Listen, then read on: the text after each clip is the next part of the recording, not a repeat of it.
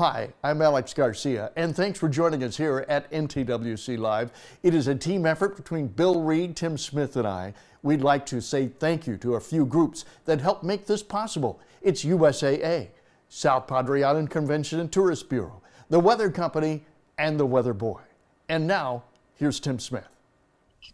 Good morning, everybody. Welcome to NTWC Live. It is Wednesday, the 27th of July. Good to have you along today. Thanks to everybody who's watching us on all the various platforms, on Facebook, on our website, on Boxcast, Twitter, wherever you're watching. Thanks for tuning in this morning all around the world. Good to see you today. Our guest today is going to be Jim Alvey, the Vice President of Disaster and Recovery for Good 360. It's going to be a fascinating conversation. We've been kind of chatting a little bit already. I think it's going to be a great program today. We're all going to learn a lot about disaster and recovery and the effort that goes into it. A lot of the things that we don't think about very often, but there's a whole crew behind that recovery making it happen. So we appreciate that. Hal Needham, Dr. Hal Needham's with us this morning. Let me say good morning to Hal and welcome you to the program. Good to see you. In Bill Reed's absence, still glad to have you here, Hal. Hey, great to see everybody. I'm really excited for today's show.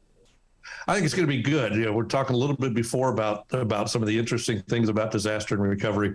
I'm anxious to hear it. How are things in Southeast Texas today? Did you get below 80 overnight? You know, I think our low is 86. We've consistently started every day in the mid 80s. We've been up to about 93. I was talking to some people that work on the beach. They said this year has been a little bit unusual in that it's just, you know, constant onshore wind, no calm days, very warm nights, but it's been unbelievably consistent within that. The weather hasn't really changed much since early June.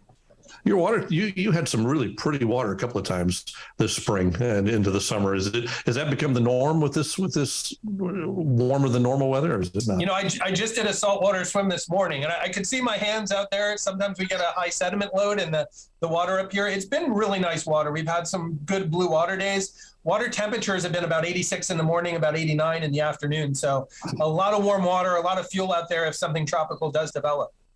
You know, it's interesting. You're 300 miles up the coast from where I am. I'm at South Padre. And here the water temperature in the surf is still in the upper 70s, like 77, 78 degrees, which amazing the difference between where I am and where you are. You know what? Sometimes when we get this prolonged south wind, just the angle of the coast, water tends to deflect to the right of the wind. That's why on the northern part of the Yucatan Peninsula, sometimes we see these cool waters.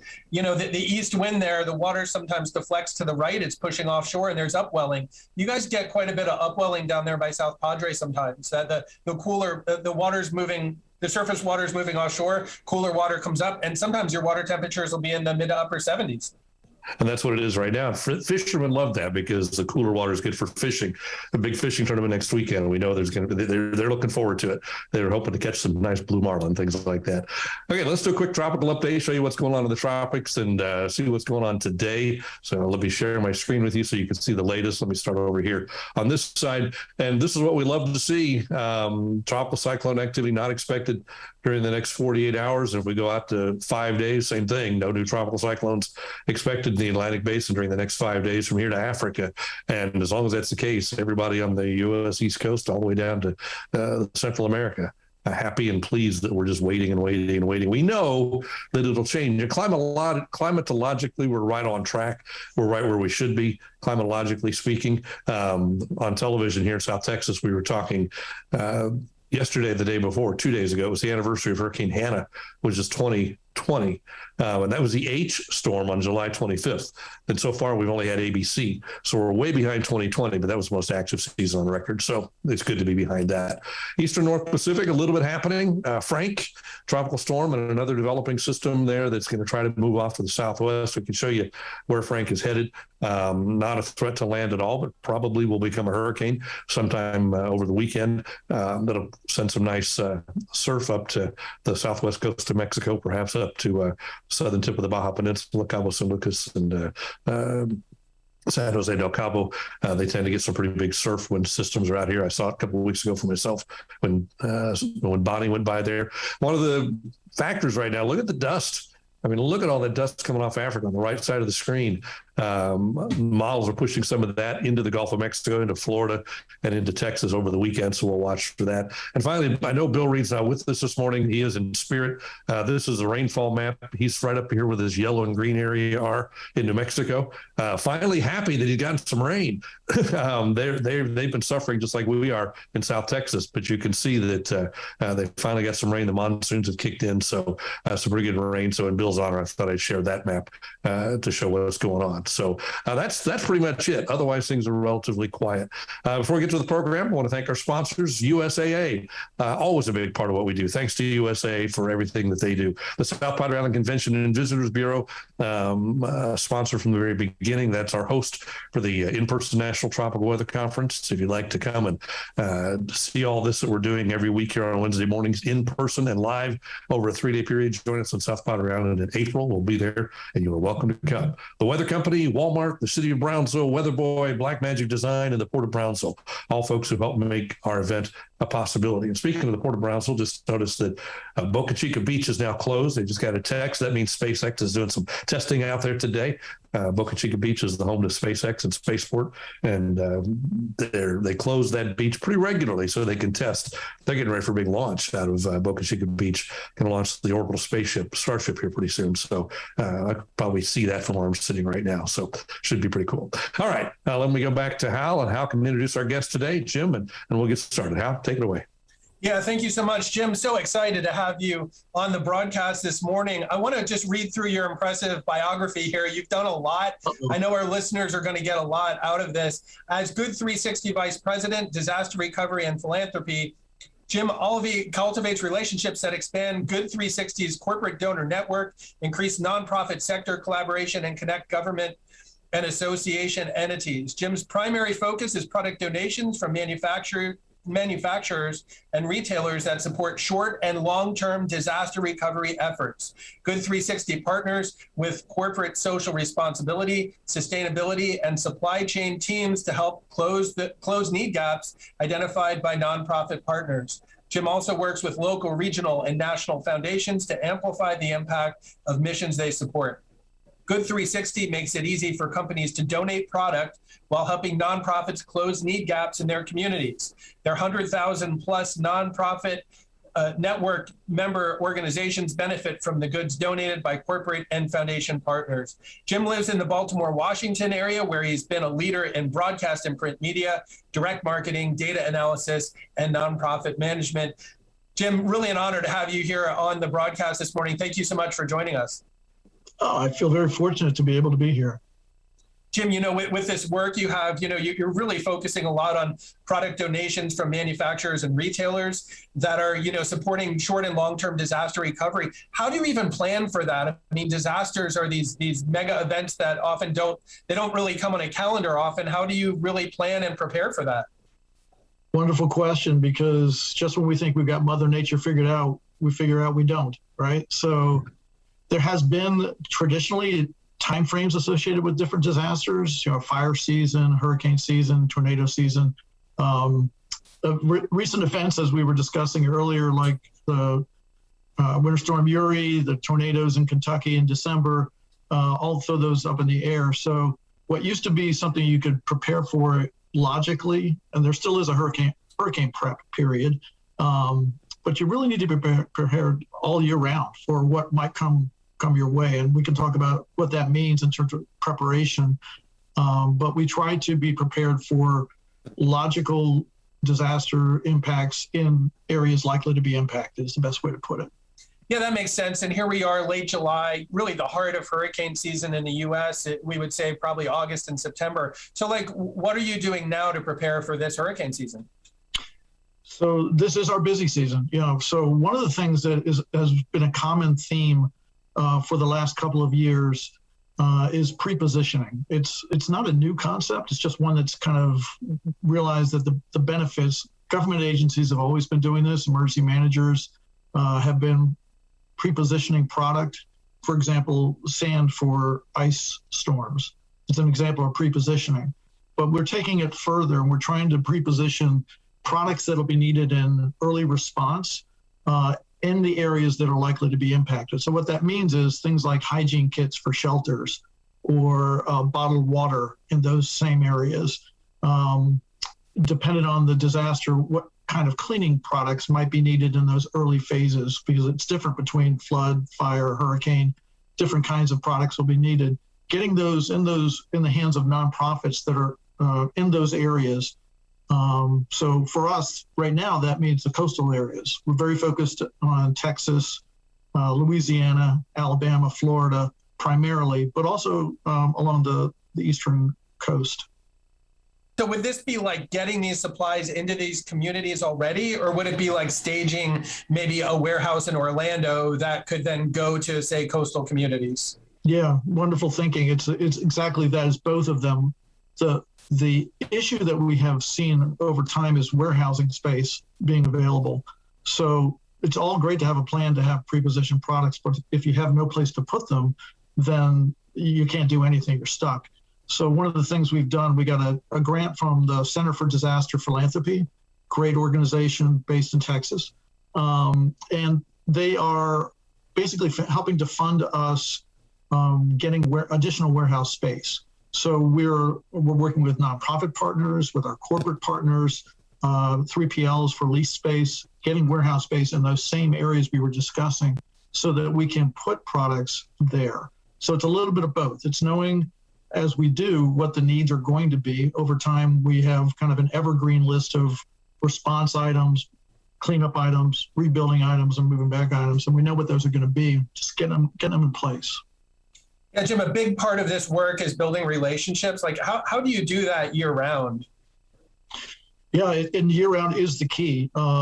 The last thing we want to be doing, it's cliche, but exchanging business cards in the middle of a disaster. So all the work that we do on the nonprofit side is done in advance. The partnerships that we have, Good 360 can't do anything by ourselves. We're a matchmaker between companies that donate products and nonprofits that need products. So we're on our own, we're on an island. But if we establish those partnerships with companies that have products in excess or strategic giving, and on the other side, the network of nonprofits, national nonprofits like Red Cross, Salvation Army, Team Rubicon, those guys, but also on the regional and local level, establishing contacts with the individual nonprofits working in Louisiana, for example, right now, that nobody else has heard of but us, but we know they're going to be doing the work.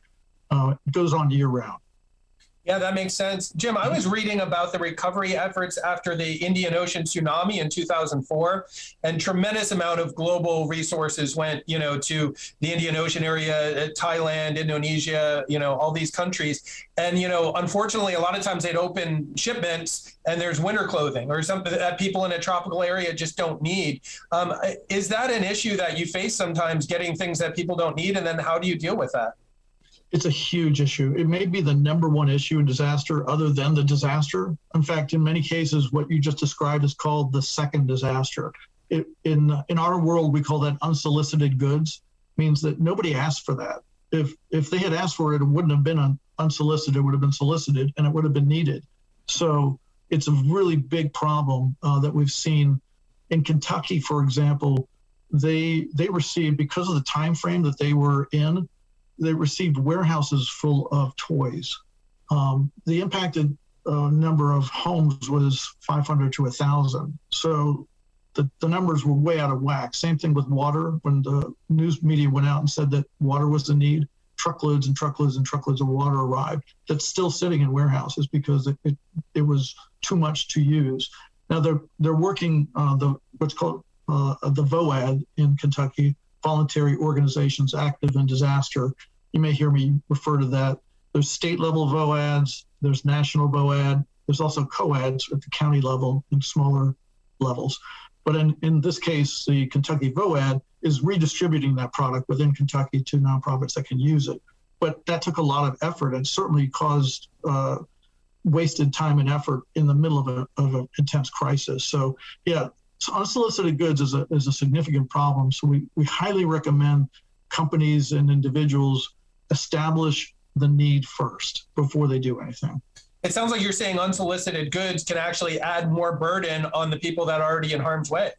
You got it. Yeah, because those volunteers that show up in mass numbers are often distracted, and the only thing they're tasked to do is move the stuff they don't need over here and get it out of the way and find some place to put it, instead of going and doing hands-on mucking and gutting or whatever would be the more appropriate action for that volunteer.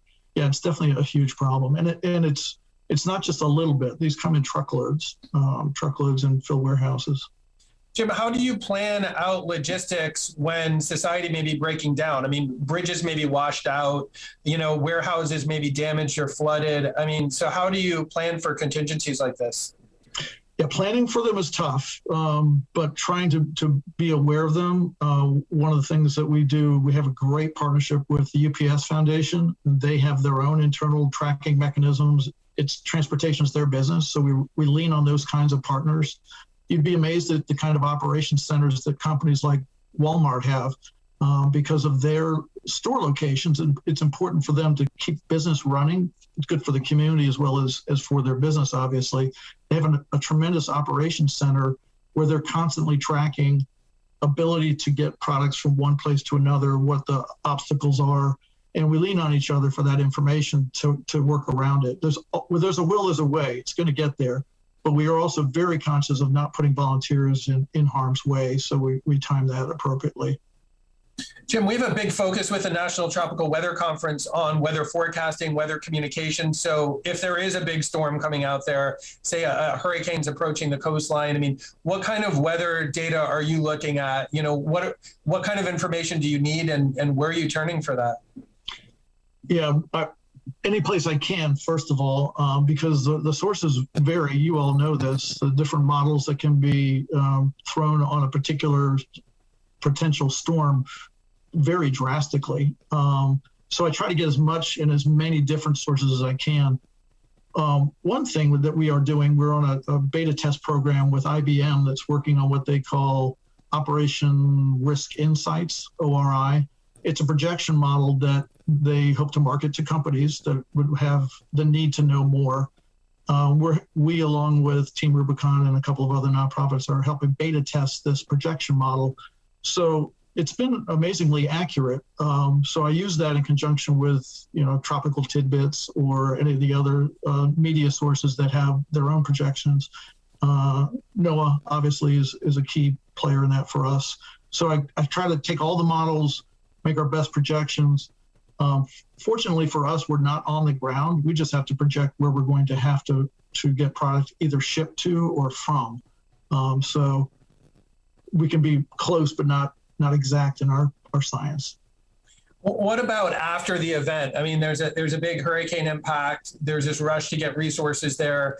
And then what about, a few months afterwards when things are winding down? What are the steps to kind of wrap things up in that area? Or are there ongoing efforts that extend even, beyond months into the years ahead? Yeah, I wish more people asked that question because that is kind of the untold story in disaster. The Center for Disaster Philanthropy, I think the number that they use now is about 12% of funding that goes to disaster goes towards long-term recovery. So this small percentage for the phase that lasts the longest, months and years, we definitely try hard to support those long-term recovery groups. We look at disasters by phase. So ahead of disasters is mitigation. So it's kind of a phase on its own, taking steps, as we've discussed, particularly around flooding. But then you've got response, which is sheltering, cleanup, which is mucking and gutting and that hardcore, crisis cleanup type work. Then you've got rebuilding, and then moving back into homes with furniture, mattresses. So we look at it through the lens of product that's needed, and divide it into those categories, those phases. So that long-term phase, that past cleanup, rebuilding takes months and years. We're still working with people that were kicked out of their homes for Winter Storm Uri, for the storms from 2017 that you all are very aware of, the series of hurricanes from there were so devastating. We're still helping families get back into their homes from those events. I remember in my early days of covering disasters on the ground, sometimes doing live broadcasts, and people would come out. I thought, oh no, they're going to yell at me. And I was amazed how many times they said, thank you for, there was such a media focus for 2 days and then everyone left. And, I talked to, they're like, we talked to family around the country and they didn't even know we're still hurting here. And it's, weeks or months later. And it's interesting how appreciative people are when media, weather people, response groups, people in disaster recovery stay. Right? Yeah, anybody to stay and help them. True. Yeah, there's another term, I mentioned the voluntary organizations active in disaster, VOADs. But after that initial work is done, and we always say as the cameras and the media leave, just the way you did, then long-term recovery groups are formed. So an LTRG is another acronym we use in the disaster recovery space. And it's really important because those are the folks that live there. Those are the nonprofits, the government entities, the individuals that are passionate about helping. They form what's called a long-term recovery group, and that group stays together till the end. So they stay together for years, and they're drastically under-supported because everybody's gone. Those are the groups that we listen hard for needs coming from them. From Hurricane Florence in South Carolina, we're still working with long-term recovery groups in the counties there to get them the products that they need because, rebuilding sounds easy, getting a home rebuilt, but it's not. It takes a long, long time, and they're done one at a time. And fires are even more drastic because in a fire situation, you lose everything. It's not a matter of flood damage or repairing a roof. You have to build from the ground up. So each different disaster has a longer term life cycle to it.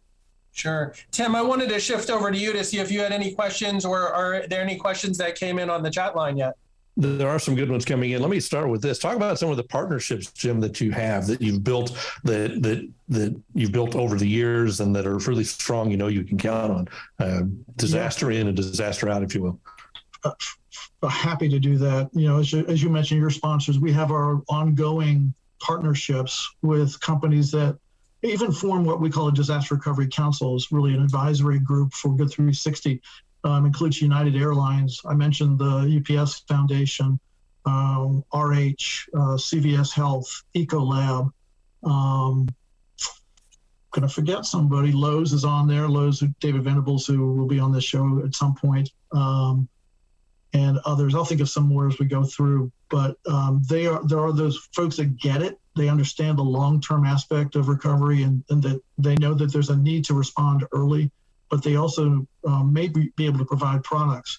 Coca-Cola has become a great partner of ours, but that product is really just response. It's early response, getting water in place, along with Keurig Dr. Pepper, getting water in the shelter areas. But those long-term partners like Tempur Sealy, who provides mattresses to us, and GAF, who provides shingles to us, those are the key players for that long-term recovery. And folks, companies you might not even think would be interested or involved, those have been our most passionate partners. So how much of what you do is the pre-planning and putting stuff in place, and how much of it is reacting to that need that you get there and it's like, oh, we need this now? Yeah. Every day we have what we call a huddle, and we look at what came in over the transom, through our donation portal. We get some odd stuff. We have a 99% placement rate, which amazes me. So we get everything from shoes to shingles offered to us. And I don't think I've mentioned that probably 20% of what Good 360 does is disaster focused. There's another 80% of what Good 360 does as a nonprofit that is other 501c3 programs, need gaps that we're trying to help in communities across the country and across the world if we have international partners that can help us in Ukraine response, for example. So yeah, most of our work is initially response. What did we get and who might need it? So it's kind of a push and pull. So in that case, somebody has given us products, so we're going to identify who needs it. Now, in other cases, we'll ask GAF for shingles to help us with a particular recovery effort that is short on shingles, and they will provide those to us if able, and we'll get those out. So what my partner in crime, Damian Morales, my disaster recovery manager, does is go out and determine what those needs are. Who's doing what where, long-term recovery groups, FOAD partners, what are they doing, what do they need? And then we're constantly looking for what comes in, where can we utilize that to meet the need that's most pressing. And this is not just a U.S. thing. I mean, you're helping Ukraine. You're worldwide, it sounds like. Yeah, we are. And when we say that, it really is through our partners. So Save the Children, for example, International Medical Corps. One of our strongest partners is Global Empowerment Mission based out of Miami, Florida. We're doing fantastic things in Ukraine. And all we're doing is providing them with product, lots and lots of product. We've sent, probably over $50 million worth of product through Global Empowerment Mission to Poland, Hungary, and now actually they're working in Ukraine. So we lean on our international partners to do the heavy lifting on the ground. But the key is for them to tell us what they need, and then we will get them as much of it as we possibly can. So often, and you talked about this a little bit earlier, but so often it's a matter of fitting the need to the disaster, the need to what's going on. How do you get the word out effectively that, we don't need a truckload of left shoes that were the display shoes? This is what we need. How do you get that word out? Constant battle. It's constant battle. We're trying to. I would love to have a partnership with you, for example, to use any outlet that has access to media that we can. Unfortunately, the media loves to dramatize things, and will use a couple of facts and then turn that into a problem. So that happened with toys and water in Kentucky. An example of it working well for the Miami condo collapse, the unfortunate tragedy that happened there, they did a fantastic job of letting the media know that they had it, they had everything they needed, don't send anything. They could have been bombarded with all kinds of unnecessary, unneeded, unsolicited products, but they weren't. So I think the key is getting the word out quickly to media outlets and having that resonate with companies and individuals that they're okay, don't send anything. It's something we're working on as a business sector in disaster to try to get better at it. We talk about it at every conference. What can we do differently? Open for suggestions on that, Tim, if you've got any. Well, you've got a partnership now, so no problem Right. here. At least in our part of the world, we'll get the word out. Some good questions coming in online. Let me ask some of those. Casper says, this sounds like an amazing effort. Is there any way for the general public to help volunteer with what you're doing in times of need? Yeah, through our partners. So Good 360 doesn't have a need for many volunteers. We do have a few in our warehouse operations. But typically what we look for is support either financially to cover costs of transportation or warehousing. But then we can connect individuals in their areas with efforts that are on the ground through our partners. So if you live in Louisiana and you reach out to me at Good 360, I can make that connection with a nonprofit there if there's a need. Real time, there are groups like Team Rubicon who do this super effectively. They have a training program. You sign up with Team Rubicon. They put you through all kinds of training to be sure you're going to be safe in the field and can do something that's helpful. And then there are other partners that we have, All Hands and Hearts and SBP, that take it a step further. You can sign up as a volunteer for a day, a week, months. They have some volunteers that have been with them for years, and they do go home eventually. They come back, but they have stayed with them with their program. So there are lots of different ways to get involved depending on the level that you're interested in. And again, we'll share my contact information and reach out to me, and I can make connections. You may have just answered this, but I'm going to ask it anyway because someone asked it online. It says, who is it that organizes the long-term recovery efforts? And is there an example like with counties and things where these are led? Governments, yeah. Anybody else? So that's what National VOAD tries to do is share best practices. So that, again, that's the National Voluntary Organizations Active in Disaster. National VOAD shares best practices to the state VOADs. State VOADs then share best practices with their members who are nonprofits who are active in disaster. So best practices get shared, and then the typical pattern, we're in that season. I think within a week or two, we'll have our first land impact of a hurricane. We'll hear through you that it's coming. So will those partners. A day before impact, they'll probably have a VOAD call, where they share information about what they know, where the likely impact locations are, and start to project what those impacts might be depending on the category that's being estimated. And then those calls continue twice a day for a couple of days, then daily, then weekly. And during that process, that plan that's being asked about, that long-term recovery plan, is being pieced together. It's very localized. Every situation is different. Each nonprofit organization and government entity has their own mission. Crisis cleanup identifies what the damage is to structures. Others focus on food. Others focus on building, reconstruction, or behavioral issues or legal issues. There's a whole team of nonprofit support that's out there, all being aggregated at the VOI level, state VOI level. So that would be my answer. Then sadly, that focus does fade, and then those long-term recovery groups that I mentioned kind of take over from there for that real long-term recovery, and they focus on individuals. There's case management that's done so that individuals identified what are their needs, do they have insurance or not, and that kind of thing. So it's pretty detailed. FEMA helps enormously, although you'll hear that it's a complex system and difficult for individuals to find their way in.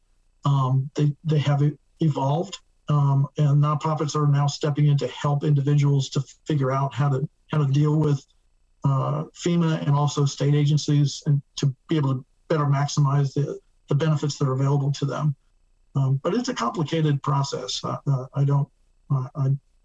think that there's more focus needed on that side of education around disasters. Just to let people know what's going on. That's fascinating. Yeah. One other question from online real quickly, then I'll go back to Hal for a minute. With the supply chain issues we've been having, how has that impacted donations? Yes. Sadly, that's a wonderful question, because dramatically, we have furniture partners who would love to help us and have helped us in the past, who are just not getting enough furniture for them to sell and then have furniture available to strategically share. And that goes through all of the major products, shingles, flooring, furniture, building supplies. All of that is in short supply, which means that there's no excess. So the companies that are able to help us are those that strategically built in some disaster response into their budgets so that they can actually cover that. Lowe's is an example of that. Fantastic partner who has set aside funding so that they can help in disaster and help with product, funding and product.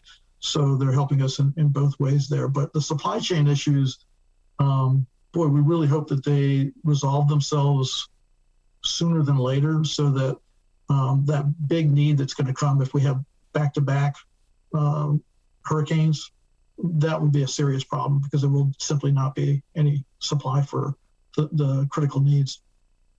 Each answer brings up 1,000 more questions, but let me give a chance for Hal to jump back in again. Before we do that, we want to thank USAA and South Padre Island Convention and Visitors Bureau, two of the sponsors that make this a possibility. USAA, obviously involved in disaster response in many, many ways, and have been a part of this program for a long time. We appreciate them. And the South Padre Island CUB host to this conference, and we hope that we continue to be there and that we don't have to deal with any hurricanes there anytime soon. So let's hope another year passes. Hal, jump back in. I've got more questions, but I'm going to get you back involved, and we can kind of go around in circles here. Yeah, for sure. I love the back and forth. Jim, you mentioned a lot of organizations donating goods. What about organizations donating space, like warehouse space, things like that? Has that ever been beneficial? Probably more beneficial than the products at this point. Yeah, again, the largest need gap in disaster is warehouse space. So we have some great examples of how that's worked. I mentioned GAF a couple of times because they're a great partner. They're the North America's leader in shingles production. But what they did, for example, is they had a space that they vacated in Mobile, Alabama, was a production space, was a warehouse. They moved production elsewhere, and it was just sitting there, kind of an eyesore in the community. They asked us if we could use it and helped us clean it up, get it operational. We put one of our nonprofit partners in there, and now that's serving to house both early response and long-term products. It's a huge space because it was a production facility, so it's been phenomenal. We also have offers of space from partners like Ryder and companies you may not know in the space, like ARS, who provides logistics support in disaster. They've offered us space in 5 different locations. Not a lot. We don't need a lot for response items. For that early response, it's 5,000 square feet is plenty. and then also larger groups like even Amazon, who has fulfillment centers that have closed, is working with us to see if there are areas that make sense that we could work with together there. And those are gigantuan spaces, so those would be really helpful for that long-term recovery. Jim, do companies ever donate transportation or trucking services as well? We do.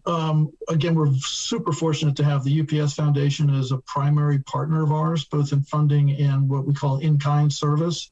So every year they give us a grant of in-kind service space that is rather service funding, so that I'll submit a request to them. We want to get this product moved for this disaster event, whether it's pre-positioning or active, and they come through every time for us.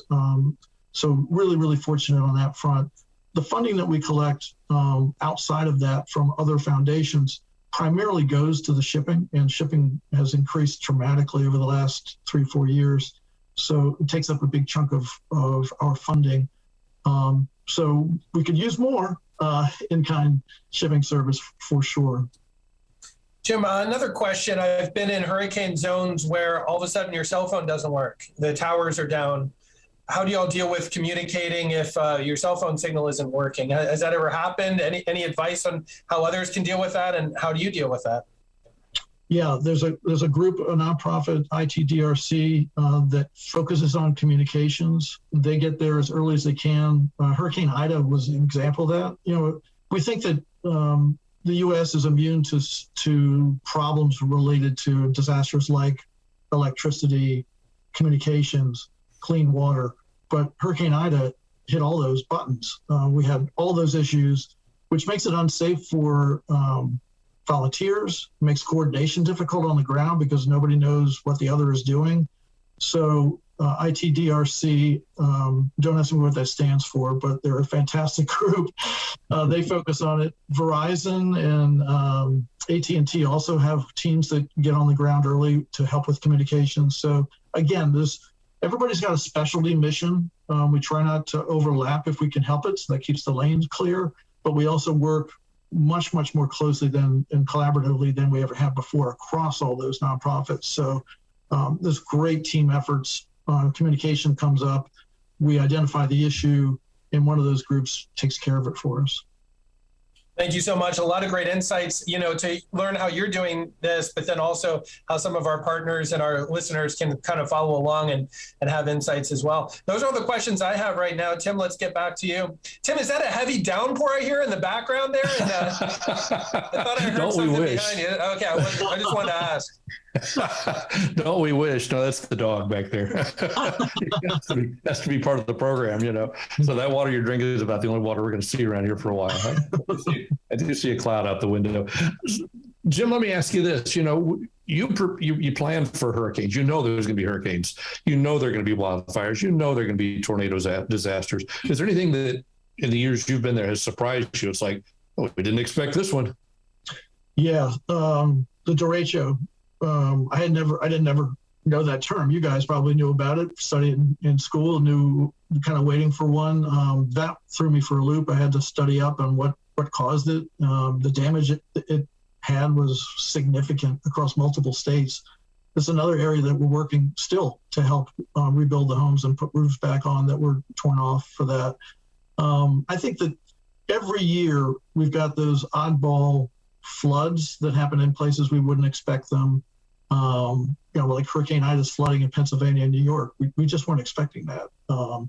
And tornadoes that occur like the ones in December for Kentucky and Tennessee, those were significant, but they were among hundreds of thousands, as you know, that happened in those seasons, kind of out of season for a tornado.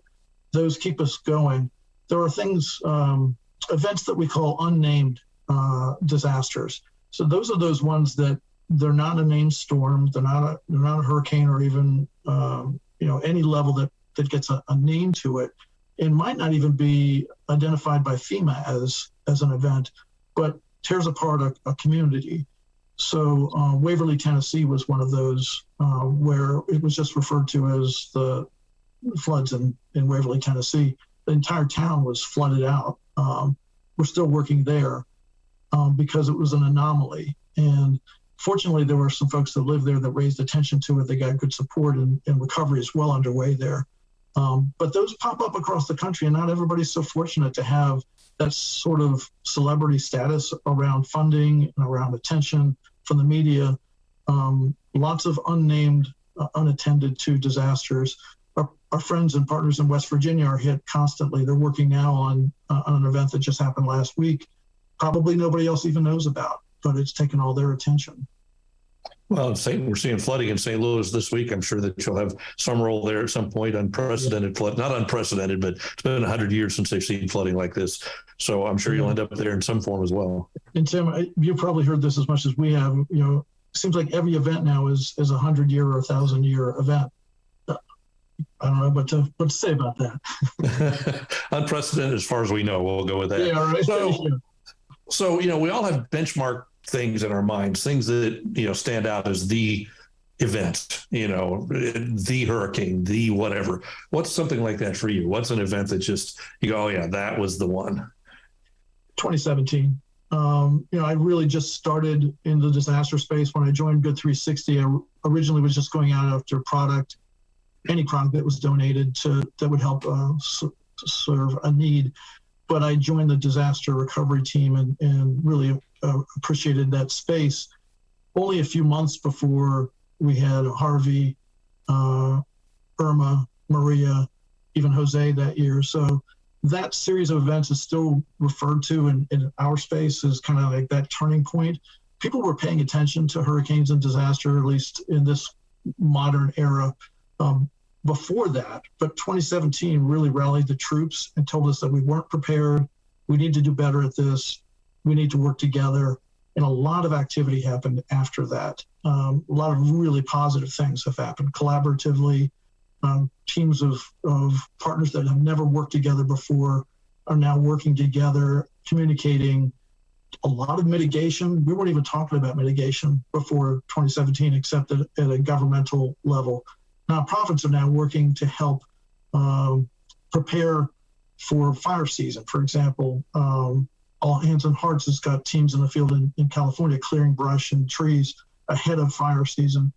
We're doing a lot more of that, again, because of 2017's events that were so dramatic.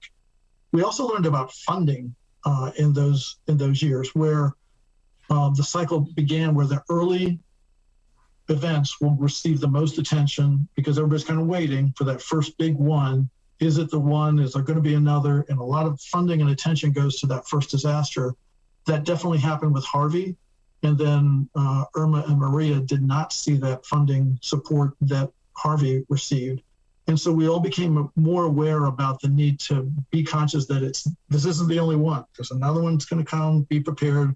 And as you referenced earlier, thinking more year round about disaster. So 2017.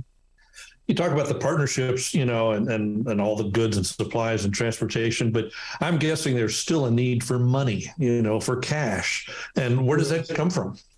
Yeah, there is a need for funding. And in fact, it's not just Good 360. In the disaster space, we always support the need for funding. Nonprofits know what they need to do, and they know what they need to have to do that. Individuals, survivors, as we call them in the space, know what they need. So they're going to tell those nonprofits what they need. So the best thing anybody can do is donate money to a reputable charity. So the key is making sure that you identify a nonprofit that's working in that recovery space, that knows what they're doing, has integrity, has a track record. Support them with funding and let them do what they do. Trying to solve the problem by figuring out what products from your closet or your warehouse might be helpful isn't as impactful as cash. For Good 360, we use that funding to do multiple things. Pay for warehousing, like we've talked about in those spaces that don't have warehouse space, cover the cost of transportation, and in some cases, we actually buy product. So we just did that with Lowe's. We purchased insulation through a program with them for recovery in Hurricane Ida. So we'll purchase product that isn't donated, but is critically needed and isn't going to come from any place else. So funding is absolutely important. Currently, we go to foundations, primarily, both corporate foundations, some of those partners I mentioned before, as well as regional foundations. like the Miami Foundation in Florida is really good about disaster recovery and support. You led right into the next question. Where does your funding come from? You operate on a budget, and where does that money come from? And those foundations are the answer, it sounds like. Foundations are the answer. Ntwc has two models. One is our disaster model. One is what we call our core. So our regular nonprofit business model, if you will, is that we have an admin fee that the nonprofits pay a very small percentage of fair market value, like 2% of the fair market value of the product that they're getting. That keeps us above board and has for over 39 years. But on the disaster side, we don't want those nonprofits paying a dime for shipping or for an admin fee or anything. They're doing the hard work on the ground. That grant funding goes to cover our costs so that they don't have to give us any funding from their side. So it's really critical for us to have that ability to help, especially in the funding world, we call it discretionary funding.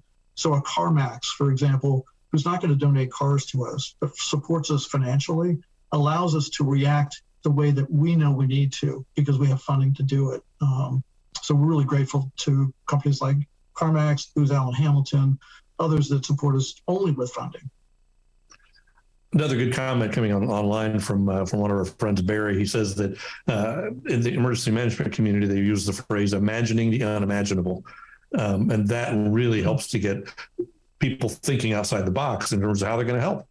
Yeah, that's really true. And I have great respect for emergency managers across the country. I've gotten to be particularly friendly with those in Texas, TDAM as they're referred to, but across each of the states that we work with. They have been setting the standards for obviously emergency management, but also some of the ideas around prepositioning, mitigation, those things that are going to help us in the long term. We haven't talked about it, but resilience is a word that comes up a lot in disaster space. Resilience means, in our minds, the ability to bounce back faster, getting somebody back into their homes more quickly, getting money in their hands more effectively, more efficiently. So resilience is a key factor. And again, those emergency managers have known that all along and have been trying to make their communities more resilient. Talk a little bit about if Joe Corporate America is watching right now or listening right now, and he wants to make a difference. How does he get a hold of you guys to make that difference? Yeah, I love that. Lots of ways, and some of the ways are not even product or funding. We're about what we call thought leadership in the space, getting people to think, like you just said, imagining the unimaginable, but also applying some tenets to that. So, we'll provide my contact information, but what I really would love is for companies and those individuals in control of decision-making to think about what we call resilient response and super high level, 6 things, really logical. So the first one is being proactive, doing what we're doing now, talking about things before a hurricane hits. That's being proactive, get your partners in place, making sure that any giving is needs-based. So finding partners that can tell you what's needed, not just guessing. Focusing on both short-term and long-term. We've talked about the need for both response and recovery. Being educational, so whatever they learn, sharing with their customers, their associates, their stakeholders, being transparent about what their commitments are to it. And then the last one is that word we just used, resilience, building some form of resilience into the work that's done, supporting nonprofits that use shingles that are of a higher grade that'll last longer, or building techniques that are a fortified building that is going to guarantee they withstand the next hurricane, flood, or fire. So there's ways that companies can participate more thoughtfully. Of course, we'll also take the funding and the product, but there's a pledge they can do with no cost called the Resilient Response Pledge, and we'll make that available to be shared. Just go on and they just provide their logo and say, yes, we're gonna strive to do the things that I just mentioned, and that will move us forward. Just thinking differently about how to respond to disaster.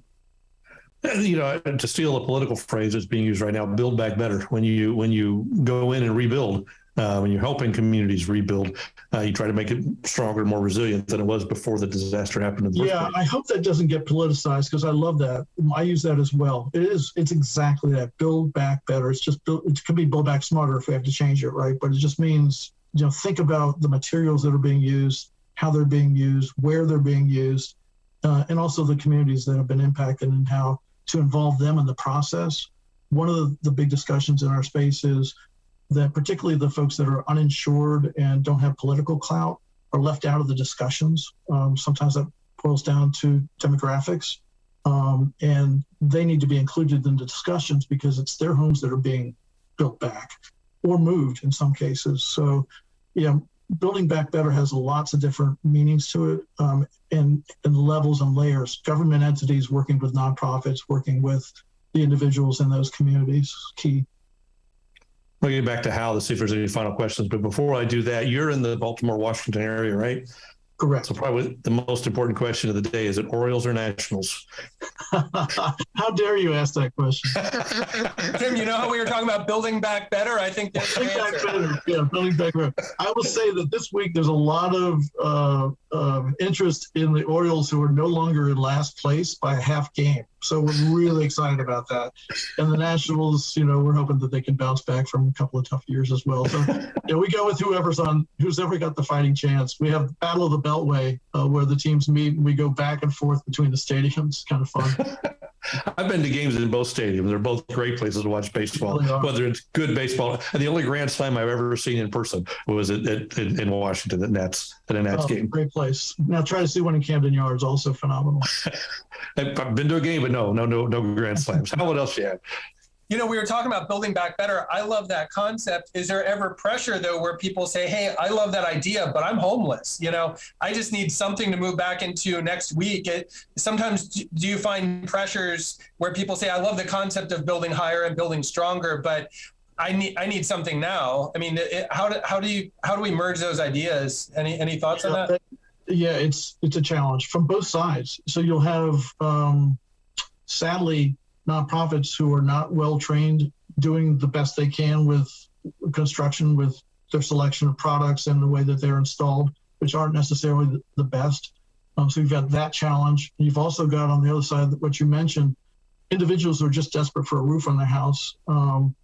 It's amazing to go to these areas that have been impacted by wind-related disasters and see blue tarps when you fly over the area and you say, what's all that blue roof down there? And you realize that they have had blue tarps on their roofs for years.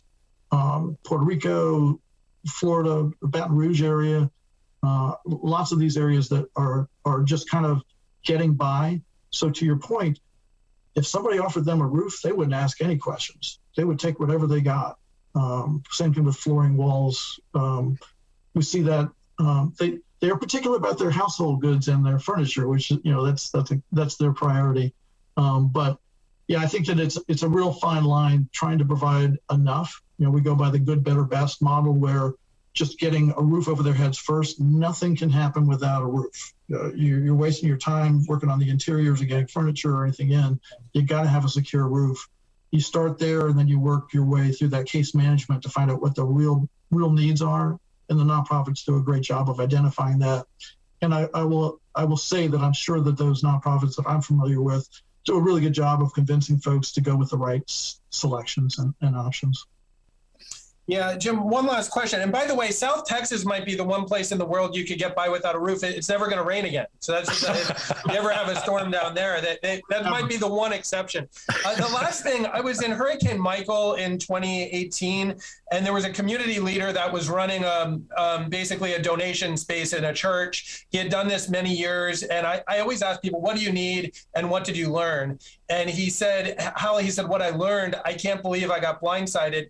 The community right now is sharing information 24 hours a day on the radio about where to go for this, where to go for that, when there's a curfew. And he said, I just got so used to streaming radio on my phone, and the cell phone towers are down. And he said, I can't believe I don't have an AM, FM radio. Have you ever run into that where maybe radio is being used in some of these communities? Is that a useful thing at times?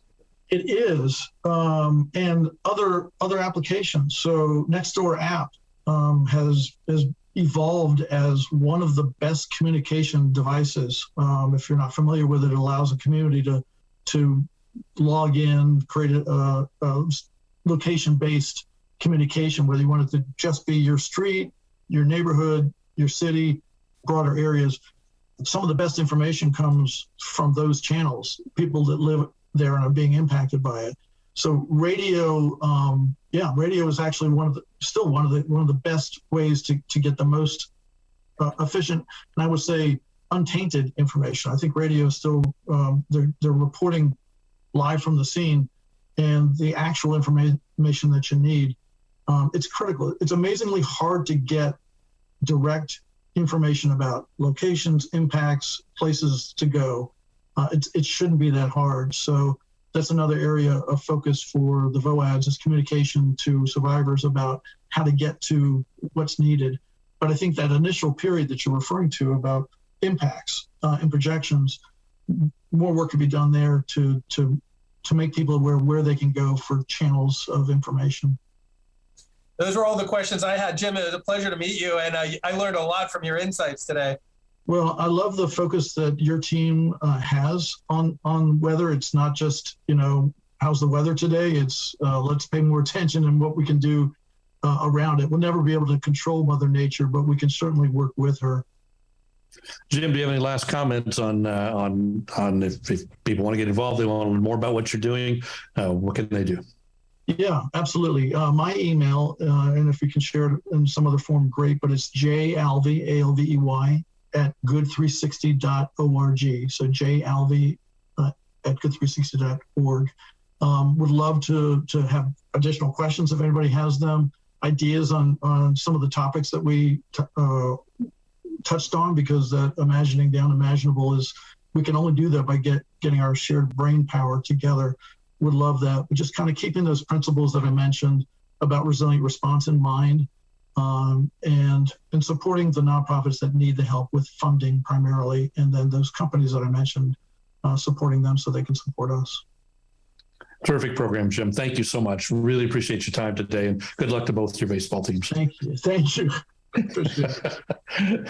And Hal, thank you again, as always. Very insightful questions. We appreciate all you're doing on that, and Hal and Galveston as well. Thank you so much. And thanks to our sponsors who make this program a possibility. USAA, thank you, USAA. We couldn't do it without you. You stayed with us through the pandemic. We pivoted to virtual. You were there for us, and we appreciate that. The same for the South Padre Island Convention and Visitors Bureau. We encourage all of you watching to join us in person again in April of 2023 on South Padre Island at the Marriott Courtyard for another great conference and a lot of fun at the same time. We try to make sure you have a good time while you're there. The Weather Company, Walmart, City of Brownsville, Weather Boy, Black Magic Design, and the Port of Brownsville, all sponsors that make this event a possibility. Next week, Heather LeGrone from the Texas General Land Office will be with us at 10 a.m. on Wednesday, so we encourage you to join us. And very quickly, Hal, is there a program you wanted to promote that's being recorded this week? Is there anything you want to say about that?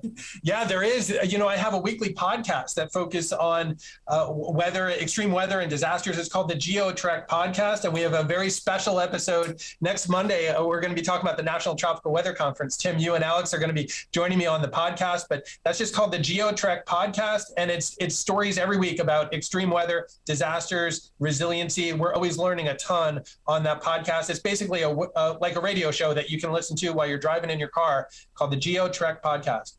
Try not to run you off the road with our answers to your questions. I'm excited to hear really the backstory of the National Tropical Weather Conference, how you guys got this started and just what you've learned. I'm really excited to hear more about the story behind everything we're doing right here.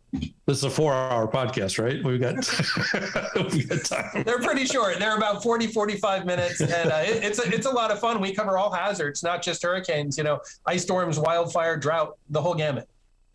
Thanks, Hal. We appreciate it. And we'll see you on that show. We encourage you to tune in and check it out. Jim, again, thank you. Hal, thank you. Alex Garcia, thanks for running things back at the control room. We appreciate it. We'll see you guys next week with Heather LeGrone, Wednesday at 10 a.m. Until then, take care. Bye-bye.